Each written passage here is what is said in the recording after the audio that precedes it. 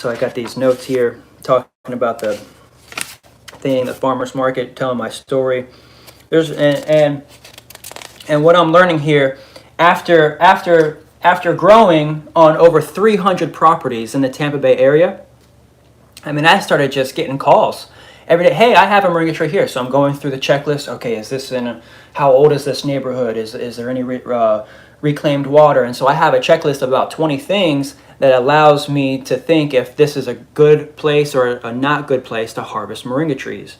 And it's one of the ways that we get the trees certified through the co-op. And then from there, we would start collecting samples so that way we can test. And this is where I'm getting held up. This is where I'm getting held up because everyone's asking, hey, where's the tests? Where are the soil samples and everything that the co-op needs to get to this next level? And honestly, it's a huge overtaking to get a bunch of small properties versus getting just a few large properties. And so we're just making a shift with the cooperative to just focus on commercial. And that's mostly what the co-op is going to focus on from now on. And I'm going to be talking more about the commercial aspect. We're going to be turning the cooperative into a full nonprofit organization so that way it gets grants and it's focused on growing moringa on thousands of acres in the USA, hundreds of thousands of acres, millions of acres. And so that's what the co-op specifically is going to do. Now, there are going to be lots of smaller co-ops that pop up. You know, there's going to be small little moringa co-ops that pop up. So like all the people right now that have learned from me so far, even in the area, like we have a couple of companies down in Gulfport and even over in Homosassa that worked for me for a couple years, and now they have their own companies. They have their own names. They have their own websites. They sell their own moringa locally. They harvest locally in their hubs in their area, and they go to farmers markets and they're selling their moringa, and that's really great.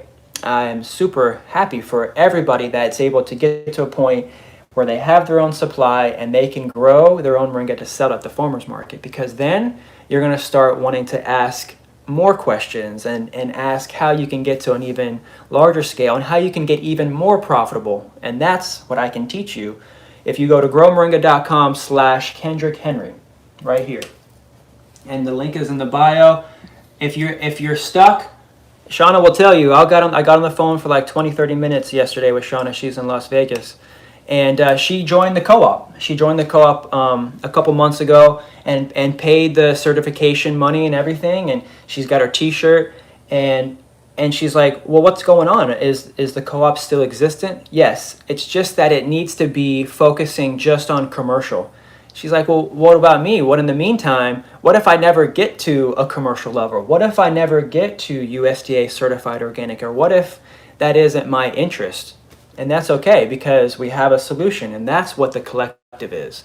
The collective is going to be all the residential growers.